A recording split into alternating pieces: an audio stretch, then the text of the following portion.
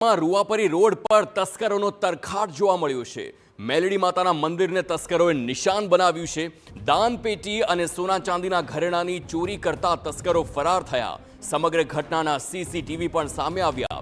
પોલીસે સમગ્ર મામલે હવે તપાસ શરૂ કરી છે, જેમાં આ દ્રશ્યોમાં જોઈ શકાય છે કે કેવી રીતે તસ્કરોએ મેલડી માતાના મંદિરને નિશાન બનાવ્યું અને ત્યારબાદ દાનપેટીમાંથી રૂપિયાની ઉઠાંતરી કરી અને સોના ચાંદીના ઘરેણા પણ ચોરીને આ શખ્સ ફરાર થયો છે। તેના પગમાં પાટો હોય તેવું પણ જોવા મળી રહ્યું છે અને આવી ઈજાગ્રસ્ત હાલતમાં તેણે ચોરીને અંજામ આપ્યો અને તસ્કર આ ચોરી કરી ફરાર થયો છે। અનેક વખત એવા પણ દ્રશ્યો જોવા મળે છે કે આવા તસ્કરો મંદિરમાં ચોરી કરે તે પહેલા મંદિરમાં દર્શન કરતા હોય છે, કદાચ ભગવાનની માફી માંગતા હોય છે, પરંતુ ગુનો એ ગુનો હોય છે, પછી તે ભગવાનની નજરે હોય કે પછી કાયદાની નજરે, અને એટલા માટે જ આ પ્રકારના શખ્સોને પકડી લેવામાં પણ પોલીસને સફળતા પણ મળે છે।